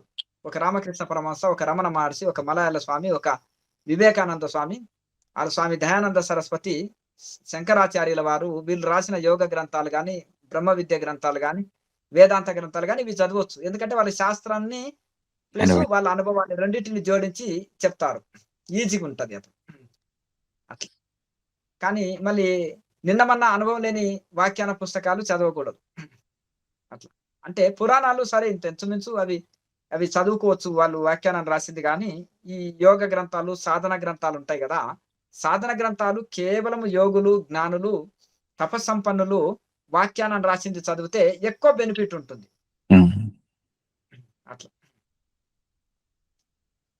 కనుక సరే ఇంగ సంతోషం. మన ప్రతి ఆదివారం మనం పాల్గొంటున్నాం గాబట్టి, మీ బంధుమిత్రులని గూడా ఈ వైపు ఇందులో పాల్గొంటే చాలా మంచిగుంటది. మనకెందుకంటే అనుభవపూర్వకంగా అన్ని సందేహాలు దొరుకుతాయి. మనం సాధనలో ముందుకెళ్తాము. అనేకమైన సందేహాలు తొలగుతాయి. కనుక అందరిని మనం ఎంతోమంది డిప్రెషన్‌తో డ్రగ్స్ వాడుతున్నారు. డిప్రెషన్‌కు లోనవుతున్నారు. రకరకాల మానసిక సమస్యలు, ఫ్యామిలీ సమస్యలు, ఉద్యోగం ఒత్తిడితోటి చాలా మంది డ్రగ్స్‌కు బానిసైపోతున్నారు. రకరకాల మాదక ద్రవ్యాలకు బానిసైపోతున్నారు. రకరకాల సమస్యలు ఎదుర్కొంటున్నారు. చెప్పుకుంటే ఎవరన్నా నవ్వుకుంటారని బాధలు చెప్పుకోలేక డిప్రెషన్‌కు లోనైపోతున్నారు. ఇవన్నీ గూడా మన బాడీకి మనం డాక్టర్ అయితాం. మన సమస్యలకు మనమే ఒక ఒక హ్మ్. మనకు ఒక లైఫ్ కోచ్ లాగా. మనకు మనమే ఒక లైఫ్ కోచ్ అయిపోతున్నాం. మనకు మనమే ఒక గురువు అయితున్నాము. మన మనసుకే మనం గురువై మార్గదర్శకం చూపించుకుంటున్నాము. మనకు మనమే గురువు అవుతున్నాము. మనకు మార్గదర్శకుడు అయితున్నాం. అంటే మనలోనే ఉండే అంతరాత్మనే మనకు మార్గదర్శకం చూపిస్తుంది. సరి అయిన దిశానిర్దేశం చూయిస్తుంది కనుక, అప్పుడు చక్కగా మన ఇట్లా విచారణ ఉండాలి. భగవద్గీత చదువుకోండి. పతంజలి సూత్రాలు లాంటివి చదువుకోవచ్చు. యోగులైన వాళ్ళు. యోగోపనిషత్తులు చదువుకోవచ్చు. ఎందుకంటే మనము సాధన చేసే సబ్జెక్టు, చదివే సబ్జెక్టు, వెళ్ళే సబ్జెక్టు ఒకటే ఉండాలి. ఇది ఒకటి ఉన్నప్పుడు మనం వెళ్ళే మార్గం రైట్ మార్గం అనేది మనకు తెలిసినప్పుడు ఉత్సాహంతో ముందుకెళ్తాం. ఉమ్. ఇక మనకు అదే కనుక అప్పుడు దానికి సంబంధించిన గ్రంథాలు చదువుకోవాలి. దానికి సంబంధించిన సత్సంగాలు, సంబంధించింది ఇది ఉండాలి. ఇంకా అదే మార్గంలో మనం ఉంటే మనం వెళ్ళేది రైట్, మనం చేసేది రైట్. ఓహో! మనం అనేది. మనకు ఫలితం గూడా వస్తుందనుకోండి. ఆ ఫలితం వచ్చినప్పుడు బెనిఫిట్ పొందినప్పుడు ఓహో! నేను ఇది నాకు ఫలితం వస్తుంది. నేను వెళ్ళేది కరెక్ట్ మార్గం అన్నప్పుడు ఉత్సాహంతో ముందుకెళ్తాం. మైలురాళ్ళొచ్చినాయనుకో కాశీ వెళ్తుంటే ఓహో! ఇంతవరకు ఇంకా కాశీ, ఇంకా ఉమ్. ఇన్ని కిలోమీటర్లు ఈ ఊరికి మీరొచ్చారు అని వచ్చినప్పుడు ఉత్సాహంతో ముందుకెళ్తాం. మనకు అనుభవాలు గాని, మనకొచ్చే ఇది గాని, తర్వాత అలాగే మనం చేసే సాధన గూడా మనకెంతో శాంతిని, ఆనందాన్ని కలిగిస్తుంది. చక్కగా మనం మొదటి లాభమే చక్కగా ఆరోగ్యంగా ఉంటుంది. చాలా చక్కగా మనశ్శాంతిగా ఉంటున్నాము. మనం పనిలో మనం చక్కగా మన మనసుని ఫోకస్ చేయగలుగుతున్నాము. మనము పూర్తి ఫలితం పొందుతుంటాం కాబట్టి ఉత్సాహంతో ముందుకు వెళ్తుంటాం. కనుక ఇది మనకు చాలా చక్కటి ఇది ఇస్తుంది గనక ఎంతోమంది ఈ మార్గం తెలవక చాలా మంది చాలా ఇది యోగా డే అనేది వరల్డ్ యోగా డే మన జూన్ 21 తేదీ ఆశ్రమంలో మన పిల్లలకి ఒక స్కూల్‌లో ఒక సిలబస్ కావాలని మనం డిక్లరేషన్ చేయడం జరిగింది. ఇట్లా అందరితోటి మనం ఉచిత మెంబర్‌షిప్‌నిచ్చి ప్రభుత్వాల ద్వారా నివేదికని ప్రభుత్వాల దగ్గర ఉంచేసి ప్రధానమంత్రికి, సీఎంకి అలాగే మనకు విద్యాశాఖ మంత్రులకి, కలెక్టర్లకి, ప్రభుత్వ ఉన్నతాధికారులకి మనం ఇవన్నీ సమర్పించేసి, వాళ్ళ మీద ఒత్తిడి తీసుకొచ్చేసి పిల్లలకి సబ్జెక్ట్ పెట్టిన దాకా మనం విశ్రమించేది లేదు. కనుక ఆ రకంగా మనం నిష్క్రయించేది లేదు. కనుక అందరి ఇది మనం ఎందుకంటే భావి తరాలకు మనం యోగ విద్య, బ్రహ్మ విద్య అది అందించాలి ఉండాలంటే మన స్కూల్‌లోనే ఒక సిలబస్‌గా మారిపోవాలది. కనుక అలాగే అదే మా యొక్క ఆశయము. అలాగే ఇప్పుడు మనము బ్రహ్మజ్ఞాన భారత్ ద్వారా అంతటా మనం క్రియాయోగ క్లాసులు ఎందుకంటే కాలమాన పరిస్థితులు, ఆరోగ్యాలు సరిగ్గా లేవు. ప్రజలకి కోవిడ్ అప్పటి సంధి ప్రపంచంలో చాలా దీనస్థితి, దుస్థితి ఏర్పడ్డది గనక ప్రజలకు ఆరోగ్యాలు సరిలేవు, మనశ్శాంతి లేదు. అన్ని రకాల సమస్యలతోటి మానసిక ఒత్తిళ్లు మానసిక వేదన చెందుతున్నారు. వాళ్ళందరికీ కూడా మనం యోగా అంటే అందరికి యోగా ధ్యానాన్ని అందించాలని అన్ని జిల్లాల్లో మన యొక్క G50 ప్రోగ్రామ్స్ జరుగుతున్నాయి. అలాగే గోవిందాయపల్లిలో గూడా మన ఫెస్టివల్స్, మన సంస్కృతి, సాంప్రదాయం కార్యక్రమాలని, అలాగే యజ్ఞ యాగాదులతో పాటు యోగ విద్య అందుతుంది. ఎవరైనా ఎంతకాలమైనా వచ్చి మనం ఆశ్రమంలో ఉండి సాధన చేసుకునే అవకాశం కలిగిస్తున్నాం. హైదరాబాద్‌లో గూడా అక్కడక్కడ క్లాసులు జరుగుతున్నాయి. జిల్లాల వారీగా గూడా క్లాసులు జరుగుతున్నాయి. అంతా గూడా మనము ఇవి అందరూ సద్వినియోగం చేసుకోవాలి. అలాగే అన్నపూర్ణాదేవి అమృతహస్తం అని ఆకలి లేని సమాజాన్ని నిర్మిద్దామని ప్రతి జిల్లాలో, ప్రతి ప్రాంతంలో గూడా అన్నదాన కార్యక్రమాలు జరుపుతున్నాము. ఎందుకంటే ఇప్పటికి గూడా ఇల్లు లేని వాళ్ళు ఉన్నారు. సొంత ఇల్లు లేని వాళ్ళు ఉంటారు. అలాగే తల్లిదండ్రులని బయటికి ఇంటి నుంచి పంపించేసిన వాళ్ళు వృద్ధులు రోడ్డు మీద ఉండేటోళ్ళుంటారు. వికలాంగులుంటారు. మతి స్థిమితం అయిన వాళ్ళుంటారు. వికలాంగులుంటారు. వృద్ధులుంటారు. కడుపు బీద వాళ్ళుంటారు. ఆ పూటకి తిండి లేని వాళ్ళు ఫుట్‌పాత్ మీద ఎంతో మంది ఉంటుంటారు. అటువంటి కడు బీద వాళ్ళ కోసం పెట్టిన పథకమే అన్నపూర్ణాదేవి అమృతాస్తం. ఈ పథకం ద్వారా మనము అందరికి అన్నార్తులకి అన్నం పెట్టాలి. అందుకని ఆకలి లేని సమాజాన్ని నిర్మించాలనేదే మా యొక్క ఆశయం. కనుక ఎందుకంటే మనము ప్రతి ఒక్కరు గూడా ఒక వివేకానందుడిలాగా, ఒక శంకరాచార్యలాగా మనం తయారయ్యి ముందుకెళ్ళితేనే సమాజాన్ని మనము చక్కగా ముందుకు నడిపియగలుగుతాము. కనుక అలాగే ప్రతి ఒక్కరు గూడా మీరు ఈ ఈ యొక్క వెబ్‌సైట్‌లో ఉండే ఈ యొక్క బ్రహ్మజ్ఞాన భారతు ఈ యొక్క సభ్యత్వం, ఉచిత సభ్యత్వంలో మీరందరూ గూడా జాయిన్ అయ్యి మీ యొక్క మెంబర్‌షిప్ తీసుకుంటే ఎందుకంటే ఇవన్నీ గూడా ప్రభుత్వాల దగ్గర ఒత్తిడి తీసుకొచ్చి మనం యొక్క ఏ రకంగా ఈ యొక్క బ్రహ్మ విద్యని, యోగ విద్యని పిల్లలకి సిలబస్ పెట్టాలనేదే మన యొక్క ఆశయం. కనుక ఎందుకంటే మన పిల్లలకి భవిష్యత్తులో ఇంకా ఎటువంటి సమస్యలుండవు. అందరూ యోగులుగా తయారైనప్పుడు, జ్ఞాన యోగులుగా అయినప్పుడు. అలాగే ఇవన్నీ గూడా మనం ఇటువంటివి ముందుకు వెళ్తున్నాము కనుక, ఇక అందరూ గూడా మీరు ఇందులో ఈ క్లాస్‌లో గూడా ఎక్కువ మంది జాయిన్ అవ్వడానికి ప్రయత్నం చేయండి. ఎందుకంటే మనము వస్త్రం ఇచ్చినా చిరిగిపోతది. అన్నం పెట్టినా మళ్ళీ ఆకలవుతుంది. కానీ జ్ఞానం అనేది జీవితాంతం వెంట ఉండి నడిపిస్తుంది. మనకెంతో ధైర్యం ఇస్తుంటుంది. మన జీవిత దిశానిర్దేశం చూయిస్తుంది. మనకు ఇప్పుడు మనిషి వాటికి బానిస అయితుంటే నిజమైన శాంతి, ఆనందం పొందలేకనే. అంతేనే కదా! నిజమైన శాంతి, ఆనందం పొందితే మన మనసు ఇటు పరిగెత్తదు. కనుక ఇప్పుడు మనము బయట పదార్థాలతోటి శబ్ద, స్పర్శ, రూప, రస, గంధంతోటి ఏ ఆనందం కలుగుతుందో అది ధ్యానం ద్వారా కలిగిందనుకోండి, ఇక మన మనసు ఎటు పరిగెత్తదు. కొంతమంది అంటారు కదా! రకరకాల ఎక్కువ టీ తాగుతుంటారు, ఎక్కువ స్మోక్, ఎక్కువ డ్రంక్, ఎక్కువ డ్రగ్స్ రకరకాల దాంట్లలో ఎందుకెళ్ళిపోతున్నారంటే, ఆ తాత్కాలికంగా ఆ సమస్య నుంచి బయటపడాలనో, మర్చిపోవాలనో ఇది మత్తుకు బానిస అయినప్పుడు అది మనల్ని జీవితాంతం మత్తులో ఉంచి మనం ముందుకెళ్ళలేరు. అలాగే సాధన ద్వారా వాళ్ళు మనం అన్ని తట్టుకునే శక్తి పొందడం వలన ఎక్కువ బెనిఫిట్ పొందుతారు. కనుక ఈ ఆసక్తి ఉన్న వాళ్ళని చక్కగా వాళ్ళకి ఈ యొక్క లింకుని పంపించేసి గ్రూప్‌లో జాయిన్ అయ్యి ఎక్కువ మంది పాల్గొనడానికి ప్రయత్నం చేయండి. చక్కగా లోకా సమస్త సుఖినో భవంతు. ఓం